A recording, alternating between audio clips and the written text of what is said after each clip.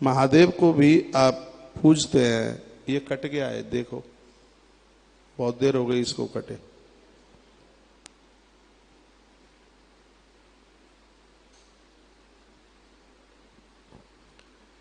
भगवान शंकर को आप पूजते हैं तो ये याद में रखिएगा कि भगवान महादेव का अभिषेक आप सबके बाद में करें। आप अपनी गृहिणी के साथ, जोड़े के साथ कर रहे हैं तो एक भगवान को निलाए, दूसरा ऊपर से जल डाले। यह आप करके देखें, आपको सकून मिलेगा। पूजा में फूल की बड़ी महिमा है।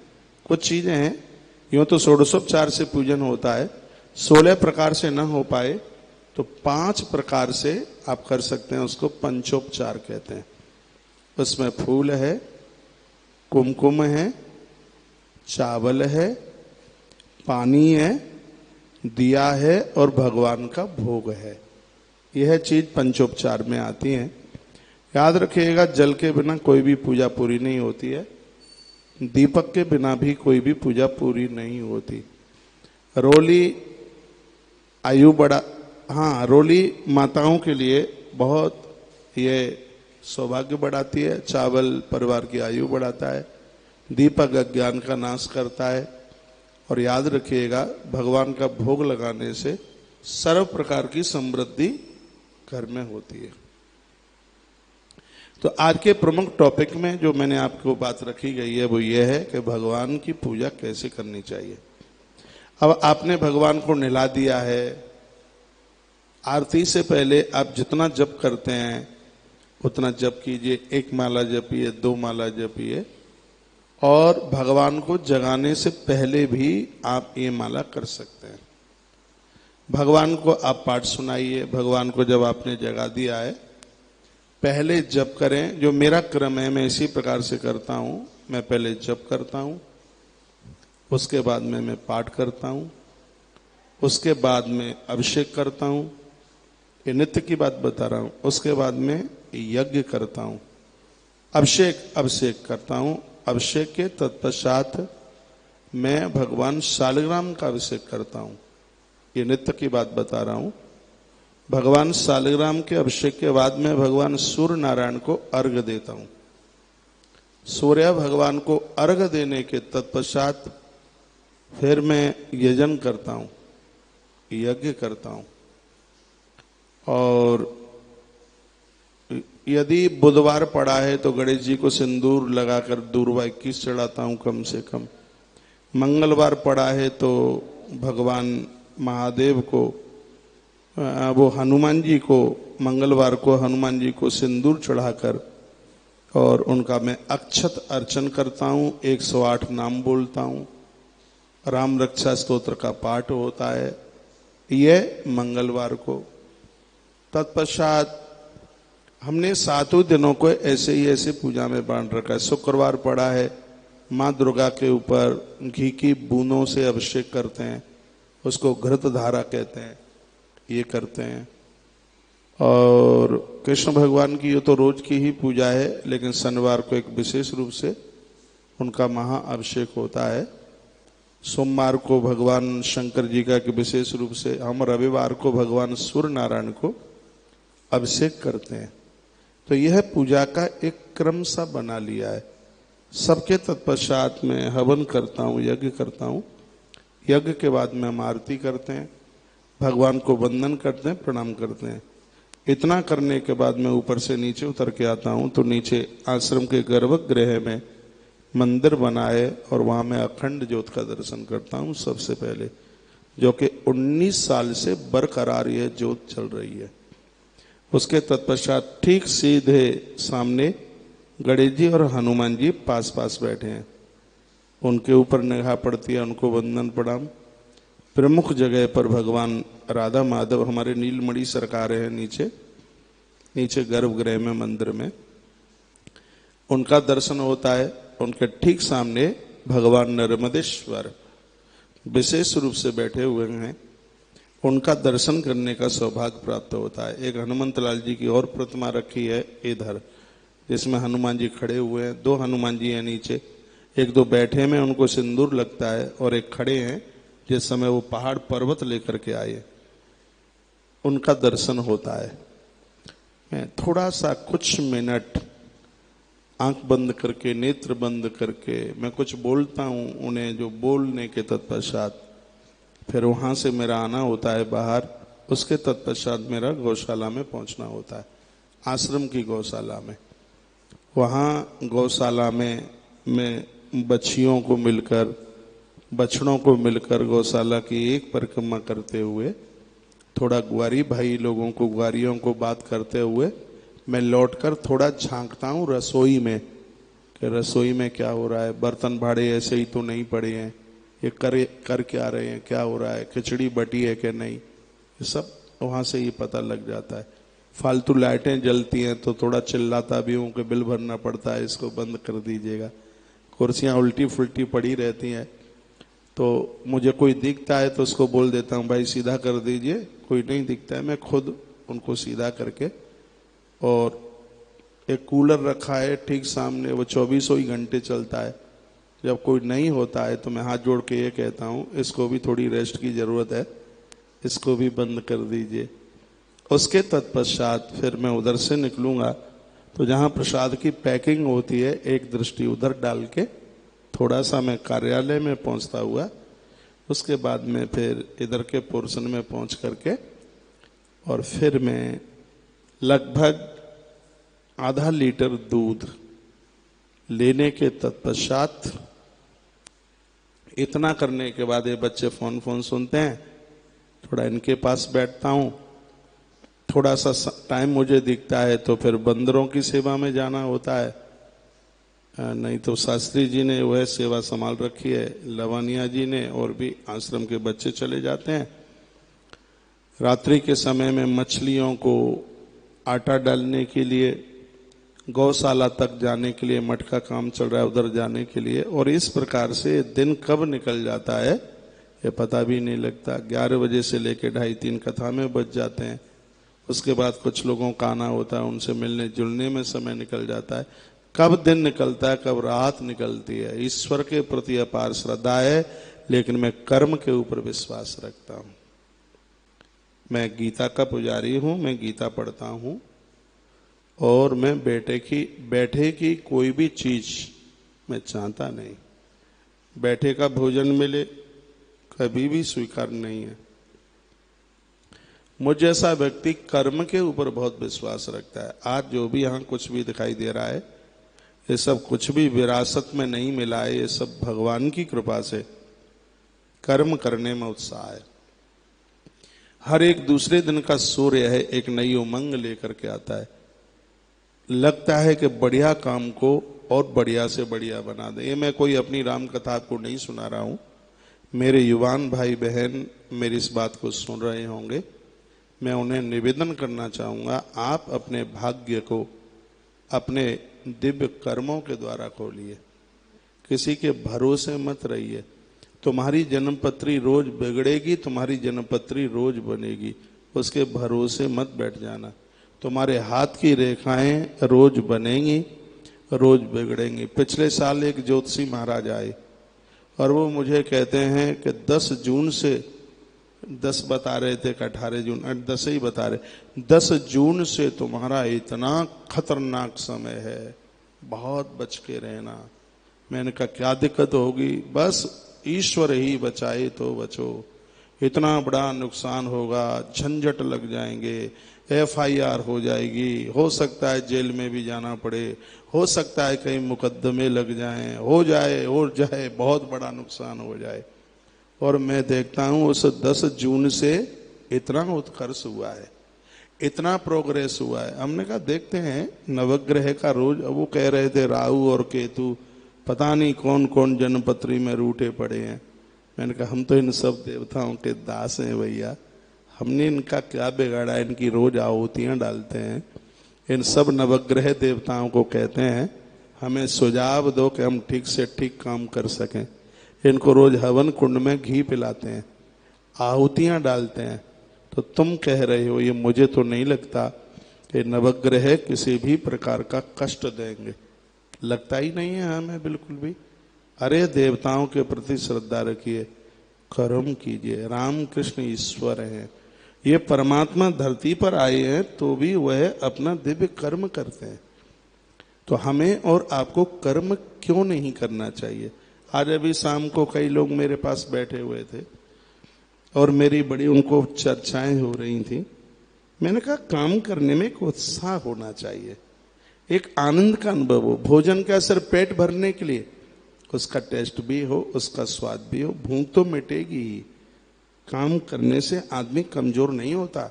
सच यह है, आदमी जब निठुल्ला बनकर के बैठता है वह कमजोर तो तब होता है। आज के प्रमुख टॉपिक में ये हेडिंग में डाला है, पूजा पाठ कैसे करना चाहिए। पूजा का मतलब है समर्पण, हम प्रकृति के लिए समर्पण कैसे हो। पाठ का मतलब है सीखना। पाठ का अर्थ क्या है? हम किताबों का पाठ करते हैं, क्यों करते हैं? हम सुंदरकांड क्यों करते हैं? कभी सोचा है आपने? हम सुंदरकांड क्यों करते हैं? पूर्वज करते चले गए ऊपर इसलिए नहीं।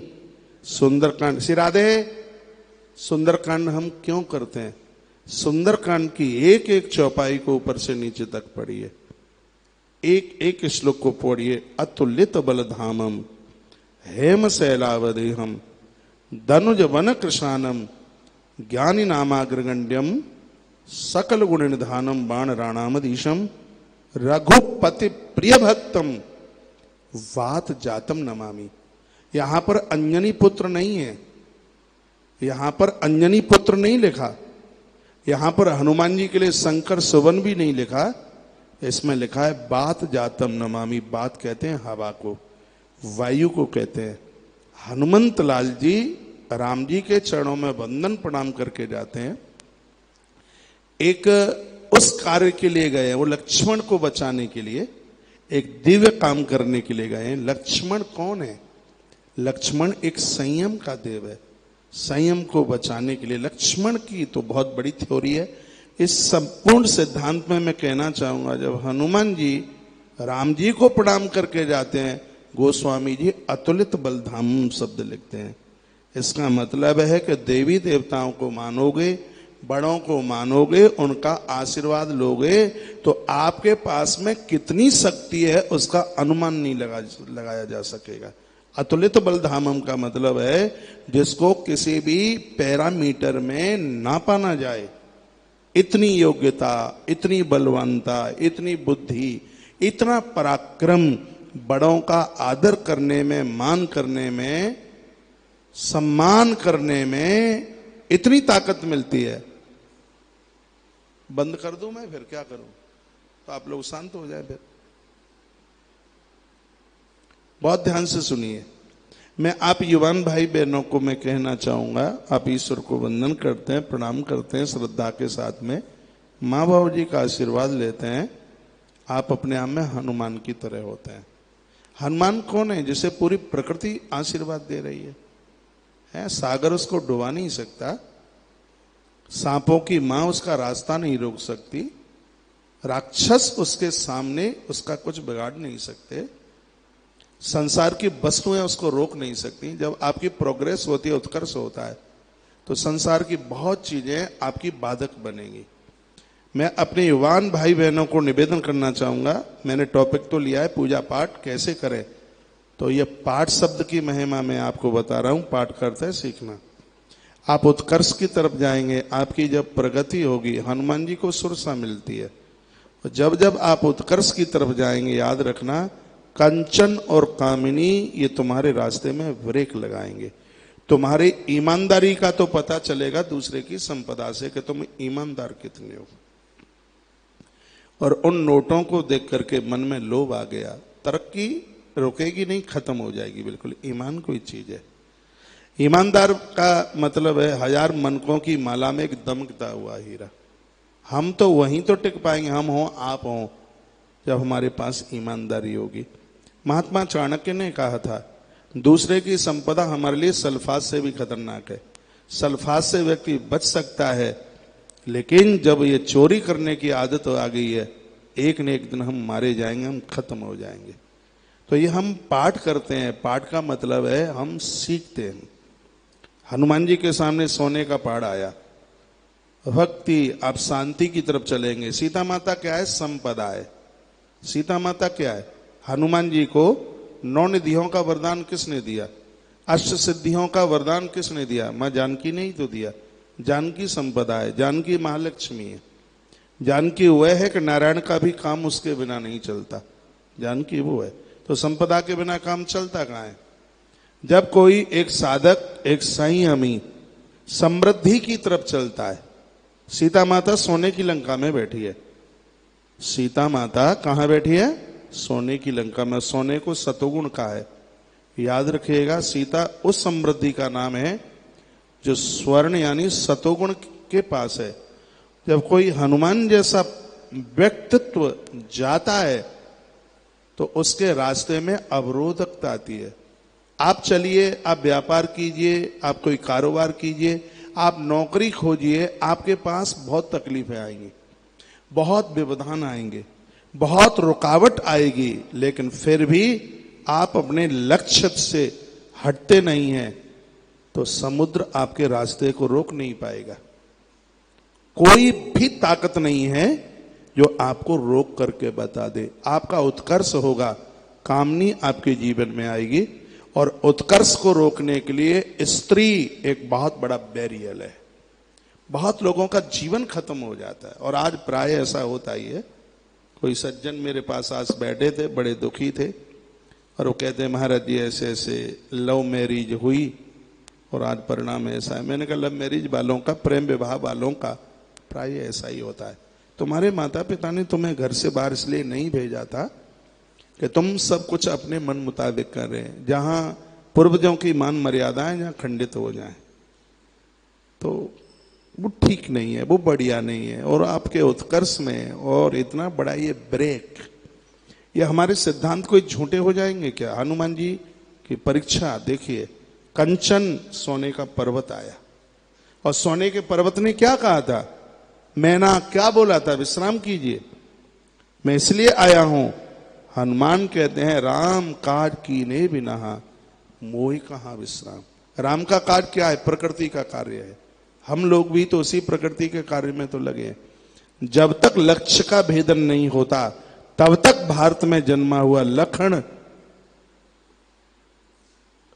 अन्न नहीं खाता, नींद नहीं लेता। ये उसका संकल्प है। जब तक मुझे जो काम मिला है उसको जब तक मैं परिणाम घोषित नहीं कर दूंगा, उसको पूरा नहीं कर दूंगा, तब तक विश्राम नहीं है। चाहे आप प्राइवेट जॉब करते हो और चाहे आप सरकारी नौकरी करते हो, टेबल पर जूता पहनकर पाम रख करके 5-7 घंटे मत निकालिएगा। कल परसों भी मैं कह रहा था, कर्म ही मेरी पूजा है। अपने कर्मों को वह पावन बनाइए। फ्री फंड की रोटी नहीं खाना है, मालिक का काम करके दाम लेना है।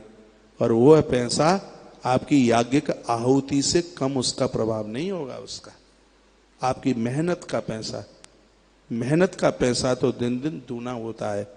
2 नंबर का पैसा फेफड़े फाड़ करके प्राणों को बाहर निकाल देता है। इसलिए याद रखिएगा इस बात के ऊपर। हनुमान जी समृद्धि की तरफ जाते हैं, माता सीता की तरफ हनुमान जी जाते हैं। 100 योजन के समुद्र को पार करते हैं। आप भी तो 100 साल की आयु को पार कर रहे हैं। आपकी 100 वर्ष की आयु में क्या क्या आपको मिलेगा? आपको सुरसा मिलेगी। एक सुरसा को आप पराई नारी भी समझ सकते हैं।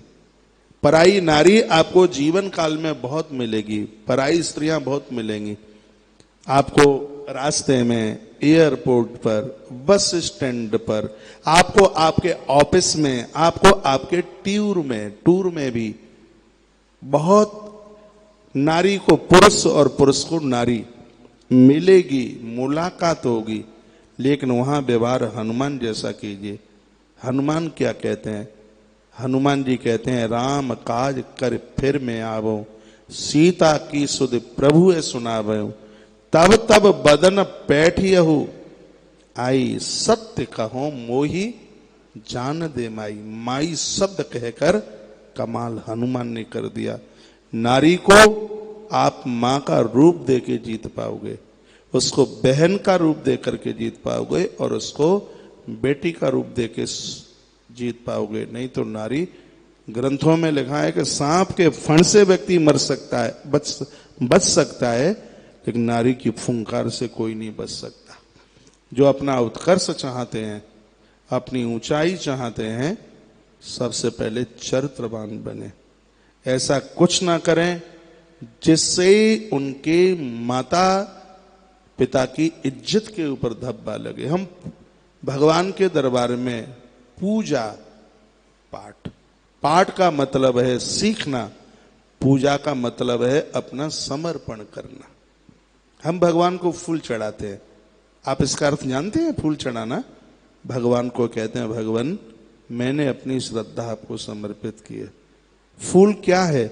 सुष्टुम मनः सुमन, अपना मन ही तो वो सुमन है। हम ईश्वर को अपना मन देते हैं, मन, निर्मल मन देते हैं, पवित्र मन देते हैं। तब बाबा तुलसी कहते हैं निर्मल मन जन, भगवान को निर्मल मन ही तो चाहिए। फूल चढ़ाकर भगवान को आप यही तो वायदा करते हैं, भगवान मेरे मन में छल छिद्र और कपट आकर के नहीं बैठेगा। ये पूजा की बात बता रहा हूं मैं आपको। सिर्फ भगवान को रोली लगाकर, मोली लगाकर आरती जय जगदीश हरे, इससे ही काम नहीं चलता है। भगवान को वायदा किया जाता है मेरे मन में छल नहीं रहेगा, कपट नहीं रहेगा।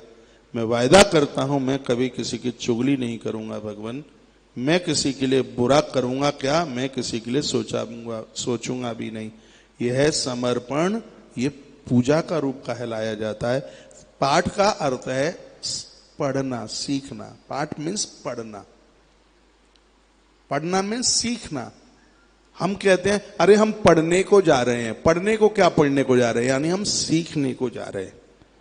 एक शब्द है साहित्य का पढ़ना, इसको लर्निंग, लर्न, सीखना। तो हम जो ये पाठ करते हैं, पाठ क्या है? हम सीख रहे हैं। क्या सीख रहे हैं? आप सुंदरकांड पढ़ रहे हैं, हनुमान जी से सीखिए। आप सुंदरकांड पढ़ रहे हैं, मां जानकी से सीखिए ना। जानकी मां क्या कहती है? मेरी बहनें मुझे सुन पा रही होंगी। किसी ने अंगूठी डाल दी, कथा ये सुंदरकांड में आपने पढ़ी है ना, हनुमान जी ने अंगूठी डाली। अब वो सोने की अंगूठी थी। ये मर्द लोग स्त्री को अपने बस में करने के लिए बहुत प्रलोभन देंगे। तुम्हारे ऊपर पैसा खर्च कर सकते हैं, तुम्हें रुपया पैसा दे सकते हैं, और आप किसी के झांसे में मत आ जाना, जीवन बर्बाद हो जाएगा। जब वो दिया गया, वो अंगूठी डाली गई, लेकिन मां के शब्द आप देखिएगा। विवाहित नारी है, और विवाहित नारी के लिए तो सर्वस्व अपना पति होता है। उन्होंने जो मार्मिक शब्द बोला है, कथा में बड़ा इसके ऊपर प्रवचन हो सकता है, होता है। क्या कहती है मां? जीत को सके अजय रघुराई। मेरे पति अजय हैं। मेरी माताएं आप सुनिए, इस धरती पर तुम्हारे पति से बड़ा कोई दूसरा नहीं है। इस धरती पर तुम्हारे पति से सुंदर तो भगवान भी नहीं है। भगवान का नंबर सेकंड नंबर पर है, फर्स्ट नंबर पर तुम्हारे पति का नाम आता है। तुम्हारे पति से सुंदर नहीं है कोई दूसरा, तुम्हारे पति से धनवान नहीं है कोई दूसरा, तुम्हारे पति से यशवान नहीं है कोई दूसरा, और तुम्हारे पति से बलवान भी नहीं है कोई दूसरा। मां के शब्द देखिए, आप सुन खद्दोत समा रामई भानु समान। क्या कहा? तू तो जुगनू की तरह है, मेरे पति भास्कर है, मेरे पति सूर्य है। ये बात माता सीता के ही लिए नहीं, ये संसार की हर नारी के लिए होना चाहिए। आप सुंदरकांड पढ़ें, आप इन देवियों को पढ़ें, आप इन माताओं को आप पढ़ें, इनसे तो बहुत कुछ सीखने के लिए मिलता है। और जब एक नारी अपने पति में ऐसी श्रद्धा रखती है, याद रखिए, भले ही काल रावण की पार्टी से बंधा हुआ होता है, लेकिन रावण उसको छू नहीं पाएगा। उस नारी के पास तो उसके नारित्व का इतना बड़ा, तो ये हम सीखें। आज क्या ये मर्द लोग, पुरुष लोग, जवान भाई लोग, क्या ये नारियों को बहकाने में नहीं लगे हैं? क्या नारियों की वजह से इन जवानों की जिंदगी तबाह नहीं हो रही है? कितने दिनों तक ये संबंध चलते हैं? आप बर्बाद हो रहे हैं। आपने कितनी स्टडी की है, आपने कितनी पढ़ाई की है, और आप चमड़े के लोथड़े पर फिसल गए हैं।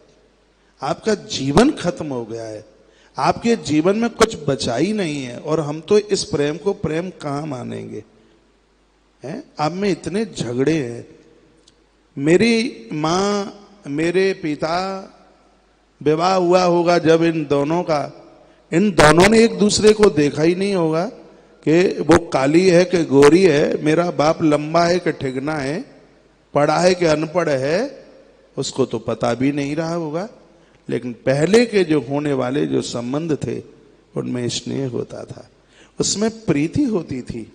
एक देवी रात को 12 बजे तक इंतजार करती थी अपने पति का, जब वो आएगा तब ही उसका भोजन होगा। क्या उसकी प्रतीक्षा होती थी, वो क्या इंतजार करती थी। इसलिए भागवत जी में एक श्लोक आता है, प्रियम प्रिय वहा विसुतम विशुन्या। वृत्रासुर कहता है कि जैसे एक पत्नी अपने पति की प्रतीक्षा करती है, भगवान मैं आपकी ऐसे प्रतीक्षा करूं। गलतियां दोनों की हैं, पुरुषों की भी गलती है और स्त्री की भी गलती है। आज लोगों की दृष्टि में सिर्फ और सिर्फ चमड़ा है, सौंदर्य है, गुणवत्ता नहीं है, सौंदर्य है। आज आदमी ऐसा वासना का पिटारा बन गया है, वासना का खिलौना बन गया है कि आज के ये युवान अपने माता पिता को भी अपने आप से दूर करने के लिए तैयार हो जाते हैं। इसमें मुझे उत्कर्ष नहीं लगता, इसमें मुझे प्रोग्रेस नहीं लगता। आप दौड़ रहे हैं, आप तो वहां के वहीं खड़े हैं, रात रात भर आप डिप्रेशन में, आप सो नहीं पाते, आप किसी से मुस्कुरा करके बात नहीं कर पा रहे। पहले माँ बाबू जी 10-10 बच्चों का लालन पालन करते थे, आप 5 दिन कमाते हैं, 2 दिन में सब खत्म कर देते हैं। तुम्हें कहीं से कुछ जरूरत भी पड़ जाए तो तुम्हारे तो बैंक बैलेंस नहीं है, तुम्हारे तो पास भी कुछ भी नहीं है, तुम्हारा तो पेट का गुजारा होना बड़ा मुश्किल हो रहा है। कि आपने इतनी पढ़ाई की थी, आपने 25, 26, 27 साल आपने पढ़ते पढ़ते निकाल दी, आपने क्या किया अपने जीवन में? कहां आप खड़े हैं? आप सोचिए। पूरा दिन तुम ऑफिस जा रहे हो तो लड़के जा रहे हो, पत्नी विदा कर रही है तो लड़के कर रही है, तुम आ रहे हो तो मुंह लटका है, वो खटपाटी लिए हुए पड़ी है। ये जीवन रह गया। बच्चे ये सब पूरा नाटक नौटंकी देख रहे हैं, उसका असर उन होने वाले बच्चों के ऊपर भी पड़ रहा है। आप परिवार को दे क्या रहे हैं? आप क्या समाज को दे रहे हैं?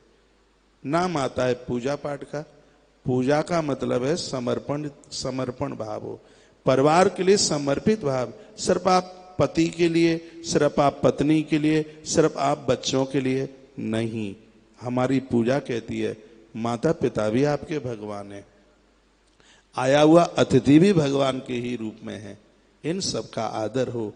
आप ये जो नौकरी करते हैं, 8 घंटा करते हैं, आप जॉब करते हैं, सिर्फ वो पेट भरने के लिए नहीं है, उसमें आपको समाज को भी देखना है, प्रकृति के लिए भी आपको कुछ करना है। आप इम्पोर्टेंट पीपल्स लोगों में से आप एक हैं, इस धरती के आप विशेष लोगों में से एक हैं। कुछ लोगों की ऐसी मानसिकता होती है, अरे हम तो कीड़े मकोड़े हैं, बस जीवन जी रहे हैं। अरे मेरे भाई साहब, तुम कीड़े मकोड़े क्यों बन रहे हो? कीड़े मकोड़े का जन्म कीचड़ से होता है, तो कमल का भी तो जन्म कीचड़ से ही होता है। कीड़ा मकोड़ा बनोगे, किसी के पाम के नीचे कुचल के समाप्त हो जाओगे। और जिस दिन कमल बनने की कोशिश की है, कोई महापुरुष तुम्हें उठाकर भगवान के चरणों में ले जाकर के रख देगा। कमल की विशेषता है, किसी भी कीचड़ की बूंद इसकी पंखुड़ियों पर टिकती नहीं। तुम्हें बर्बाद करने के लिए इस धरती पर बहुत लोग तुम्हारे जीवन में आएंगे, आबाद करने को भी आएंगे, बर्बाद करने को भी आएंगे। लेकिन गलत लोगों का असर आपके ऊपर ऐसे ना हो जैसे कमल की पंखुड़ी के ऊपर कोई भी कीचड़ की बूंद उसके ऊपर टिक नहीं पाएगी।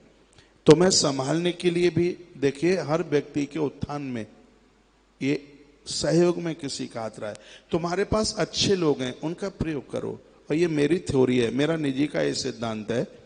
मेरे आसपास जितने लोग हैं, मैं उनको प्रयोग में लेना चाहता हूं। एक छोटे बच्चे से लेकर बड़ों तक। मैं भी लोगों के काम आना चाहता हूं।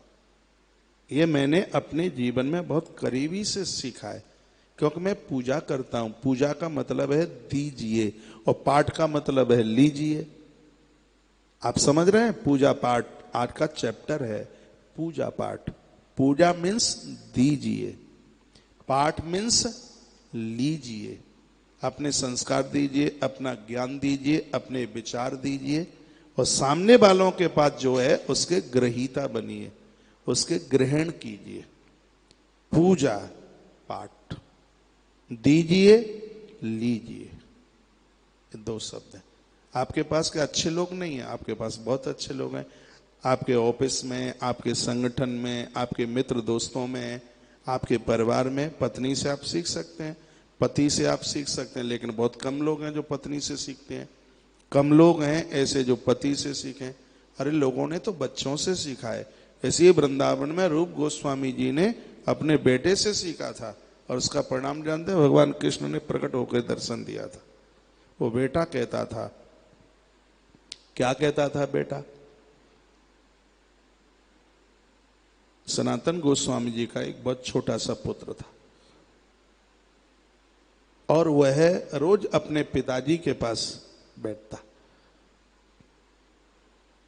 और क्या कहता था वो कहता था, बाबा मुझे बड़ा कष्ट होता है, मुझे बहुत दुख होता है। काय का दुख होता है? अब मैं बड़ा हो जाऊंगा, अब मैं बड़ा हो जाऊंगा, अब मैं बड़ा हो जाऊंगा, अब मैं बड़ा हो जाऊंगा। बेटा कुछ बोलेगा भी कि बड़ा ही हो जाऊंगा, यही बोलता रहेगा। तो बोलता है, बाबा घोंसले में बच्चे बड़े हो जाते हैं तो वह अपनी माँ को छोड़कर घोंसले से उड़ जाते हैं। मैं भी बड़ा हो जाऊंगा तो मुझे कष्ट होता है, क्या मैं भी आपको छोड़कर दूसरी जगह तो नहीं चला जाऊंगा? बाबा यदि मैं कहीं दूसरी जगह जाने की कोशिश करूं तो मुझे तुम पकड़ लेना, मुझे तुम रोक लेना, मुझे तुम अपने आप से दूर मत जाने देना। हम जो पूजा करते हैं उसमें भी हम भगवान को यही प्रार्थना करते हैं, कहते हैं भगवान मेरा उत्कर्ष होगा, मुझे ऊंचाई मिलेगी, तो उसका परिणाम यह ना हो कि मैं आपसे कहीं दूर चला जाऊं, उन पंछियों की तरह उड़ करके चला जाऊं, दूसरे देश में चला जाऊं। हे प्रभु ऐसा उत्कर्ष मुझे नहीं चाहिए। मेरा उत्थान हो, मेरी तरक्की हो, लेकिन मेरी स्मृति में भगवान आप हो। पूजा में भगवान को ये बोला जाता है। बहुत लोगों ने तो पूजा कर समझ लिया है, जय जय जय हनुमान गोसाई कृपा गुरु गुरुदेव ने, जय हनुमान ज्ञान सागर। पता नहीं भैया शब्द भी ठीक से ना निकले, क्या बोला जा रहा है, क्या समझा जा रहा है। पूजा पाठ, पूजा मीन्स दीजिए, पाठ मीन्स लीजिए, समाज को कुछ दीजिए, अपनी मेहनत दीजिए, अपना परिश्रम दीजिए, और समाज से अच्छी गुणवत्ता लीजिए। ये समाज आपको सिखा रहा है। हर चौराहे पर तो आपको सिखाने वाले खड़े हैं, लेकिन हम सीखने को तैयार नहीं। माँ की बात अच्छी नहीं लगती, झुटझुला सक करके बोलते हैं, उसके ऐसी उसके ऊपर गर्म आवाज निकालते हैं। बाबूजी के शब्द अच्छे नहीं लगते, पति का शब्द अच्छा नहीं लगता, पत्नी का शब्द अच्छा नहीं लगता, ऑफिस में किसकी सुनना नहीं चाहते, बड़ों की सुनना नहीं चाहते, किसी का आदर करना नहीं चाहते, फिर कहते हैं हमारा उत्कर्ष हो, हमारी तरक्की हो। तो ये कैसे संभव हो सकता है? मुझे ये नहीं लगता। मेरे युवान भाई बहन, आप मुझे सुन पा रहे हैं, इस देश के संभ्रांत लोगों में से आप एक हैं। मुस्कुराते हुए रहिए, प्रफुल्लित रहिए। आप कितने महान हैं, आपके घर में मंदिर बना है, और जिसके घर में मंदिर है तो 4 धाम तो उसके घर में ही है। जिसके घर में मंदिर है, आप साधारण थोड़ी है। जिसके घर में स्वयं ईश्वर बैठा है, भैया उसको काय बात की चिंता है। अच्छे विचार रखिए, पूजा पाठ लोगों को सिखाइए, लोगों से सीखिए। जो भटक गए हैं उनको राह पर लेके आइए, और ऐसा जीवन जीने की कोशिश कीजिए हमारी अच्छाइयों को लोग ग्रहण करें, हमारी बुराइयों का तमाशा ना किसी चौराहे पर खड़ा हो जाए। लोग प्रमाण देने में हमारा नाम ले, हमारे चरित्र में इतनी खुशबू हो, दिन दूना रात्रि चौगने के रूप में वह लोग उभरेंगे, चाहे वह स्त्री हो चाहे वह पुरुष हो। संपत्ति का अर्थ सिर्फ आप उसको दौलत से मत जोड़ना। संपत्ति सद्विचार, संपत्ति सद्गुण, संपत्ति सद्व्यवहार, संपत्ति बहुत बड़ी सरलता। इस संपदा को आप इससे जोड़िए। इसके लिए हनुमान बनिए, इसके लिए राम बनिए। राम को जानकी मिलेगी। अहंकार का धनुष आज ही तोड़ दें। भले ही आप कितने भी पढ़े लिखे हैं, पत्नी के सामने होशियारी मत दिखाइए। इंजीनियर बन के घर में प्रवेश मत कीजिए, पुलिस वाला बन के घर में प्रवेश मत कीजिए, अधिकारी बन के घर में प्रवेश मत कीजिए, धनवान बन करके घर में प्रवेश मत कीजिए। जब आप घर में प्रवेश कर रहे हो उस समय आप किसी माँ के पुत्र बन के, किसी पिता के लाल बनकर, किन्हीं बच्चों के पिता बनकर और किसी पत्नी के पति बन करके, किसी बहन के भाई बन करके घर में प्रवेश कीजिए। आप अपनी तरक्की देखना, फिर आप उत्थान देखना। कभी आपको लगता है ऑफिस में मेरी इतनी इज्जत होती है, घर में तो मेरी कोई इज्जत ही नहीं करता। अरे ऑफिस में तुम अधिकारी होते हो, ऑफिस में तुम साहब होते हो, लेकिन घर में तो तुम माँ के छोकरा होते हो, एक पिता के पुत्र होते हो, एक पत्नी के पति होते हो, एक बहन के भाई और एक पुत्र के आप वहां पर आप पिता होते हो। तो ये अहंकार का धनुष जब तक आप नहीं तोड़ोगे तब तक जनक की बेटी शांति के रूप में है वो, जिसका नाम सीता है, वह तुम्हें नहीं मिलेगी। और जब तक सीता नहीं मिलेगी तब तक इस धरती के पास पूर्णता राम की उनके पास नहीं आ सकती। शांति, सीता शांति है। राम को राम बनाने में जानकी माता का एक बहुत बड़ा हाथ है, बहुत बड़ा रोल है। कभी समय मिलेगा चर्चा होगी। इस धरती पर बहुत नाम पुरुषों के द्वारा नारी ने कमाया, तो बहुत पुरुषों का नाम नारी के द्वारा भी इस धरा पर हुआ है। तो मैं आप सबको कहना चाहूंगा, आप पति और पत्नी दोनों एक दूसरे के पूरक बने, एक दूसरे से सीखें, एक दूसरे को दें, एक दूसरे से लें। आप देखिए, आप कितना दिन दूना रात्रि चौगने के रूप में उभरते हैं। आज की बात को मैं यहीं विराम दूंगा। आज का प्रमुख चैप्टर था हम पूजा पाठ कैसे करें। एक बार फिर कहूंगा, पूजा हम समाज को कैसे दें, पाठ हम समाज से कैसे लें। समाज को देना पूजा है, समाज से लेना ये पाठ है। समाज से सीखना यही जीवन का सच्चा पाठ है। समाज को कुछ सिखाना, समाज के लिए जीवन जीना, यही जीवन की बहुत बड़ी पूजा है। आइए आज की सभा को यहीं विराम। चैनल को सब्सक्राइब करना ना भूलिएगा। रोजाना इसी समय पर युवान भाई बहनों के लिए एक नई नई वीडियो रोजाना देखते रहिए। आज का प्रोग्राम आपको कैसा लगा या आप एक संदेश में जरूर भेजेंगे।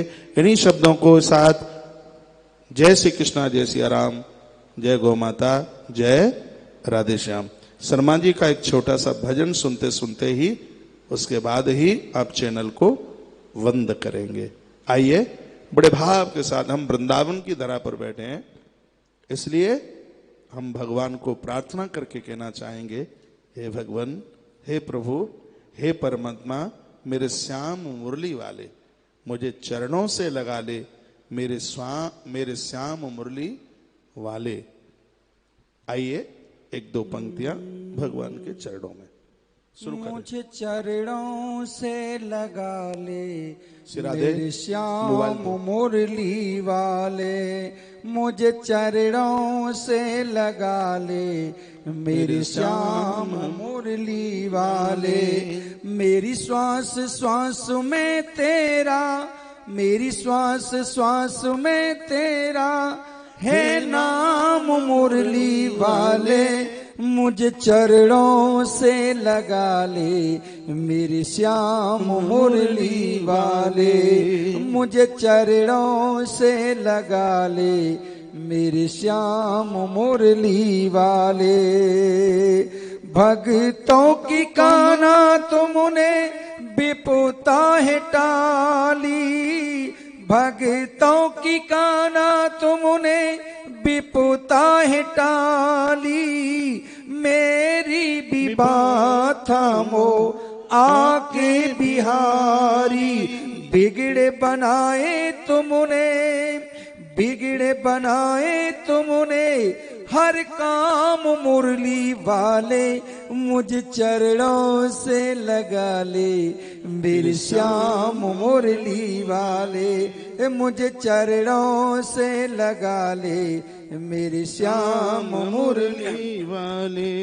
पतझड़ है मेरा जीवन बन के बाहर आ जाओ, पतझड़ है मेरा जीवन बन के बाहर आ जाओ, सुन ले पुकार का नाम बस एक बार आ जा। बेचैन मन के तुम हो, बेचैन मन के तुम हो, आराम मुरली वाले, मुझ चरणों से लगा ले मेरे श्याम मुरली वाले, मुझ चरणों से लगा ले मेरे श्याम मुरली वाले। तुम हो दया के सागर जन्मों की मैं हूँ प्यासी, तुम हो दया के सागर जन्मों की मैं हूँ प्यासी, दे दो जगह मुझे भी चरणों में बस जरा सी, सुबह तुम्ही हो मेरी, सुबह तुम्ही हो मेरी शाम मुरली वाले, मुझ चरणों से लगा ले मेरे श्याम मुरली वाले, मुझ चरणों से लगा ले मेरे श्याम मुरली वाले। मेरी श्वास श्वास में तेरा, मेरी श्वास श्वास में तेरा है नाम मुरली वाले, मुझ चरणों से लगा ले मेरे श्याम मुरली वाले, मुझे चरणों से लगा ले मेरे श्याम मुरली वाले। बोलिए शंकर भगवान की जय, हनुमान जी महाराज की जय,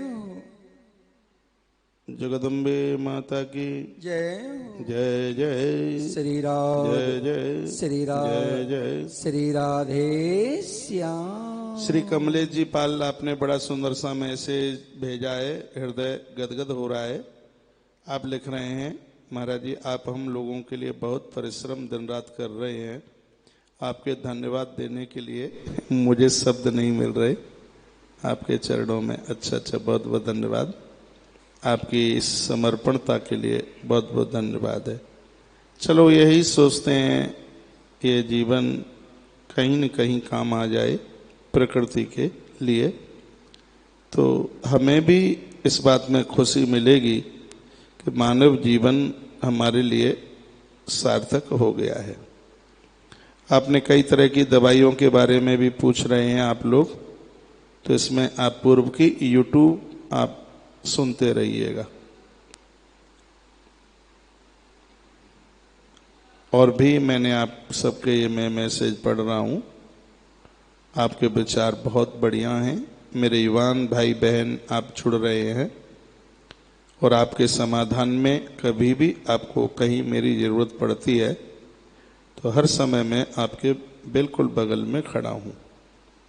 ठीक है, उतनी योग्यता नहीं होगी मेरे पास, लेकिन फिर भी आपके समाधान में कहीं न कहीं मैं काम जरूर आऊँगा। माता हेमलता अग्रवाल आपने लिखा है, बहुत अच्छा, युवा पीढ़ी के लिए शिक्षाप्रद संदेश है। अरे देश की रीढ़ की हड्डी है युवा भाई बहन लोग, और आज के समय में ये बहुत ज़्यादा ज़रूरी है। जो आज पूजा पाठ के ऊपर जो कुछ बात कही गई है, जीवन पर्यंत इसको आप भूलना मत। पूजा देना सीखिए, पाठ लेना सीखिए। लेने में सिर्फ रुपया पैसा ही नहीं, दूसरे लोग आपको विचार दे रहे हैं, संस्कार दे रहे हैं, उसको भी बड़ी श्रद्धा के साथ में ग्रहण कीजिए, देखना उसमें कितना उत्कर्ष होगा। आज ये माइक है मेरे पास और मैं यहाँ से कुछ बोल रहा हूँ, ये माइक मेरे हाथ में ऐसे ही नहीं है, हमने तो इस प्रकृति में से बहुत लेने की कोशिश की है, दीवालों से भी सुनने की कोशिश की है, पेड़ों से वृक्षों से भी सीखने की कोशिश की है। और बस मैं यही आपको निवेदन करके, टाइम भी काफ़ी हो गया है, अरे 11 बज गया है, अब तो सिर्फ 1-2 ही मिनट कम है। कल सुबह विष्णु पुराण की कथा में 11 बजे मिलते हैं। बहुत अच्छी कथा, कथा मतलब है भगवत चर्चा। कथा का अर्थ होता है कि मैं कौन हूं इस बात का पता लगे, उसको कथा कहते हैं। अपने आप को पहचानने वाली भाषा, उसको कथा कहते हैं। तो कथा कोई कहानी किस्से ही नहीं है, अपने निज स्वरूप को हम झांक करके देखें, उस थ्योरी का नाम, उस सिद्धांत का नाम कथा है। तो कल भगवान विष्णु, विष्णु का अर्थ है सर्वव्यापकता, तो कल ऐसे भगवान के चरित्रों को हम सुनेंगे। 11 बज गए हैं, आपको भी सोना है, मुझे भी सोना है। आइए, सभी भक्तों को शुभ रात्रि, आप सबका कल्याण हो भगवान के चरणों में। मेरी ऐसी मंगलमय शुभकामनाएं। ओम ओम ओम।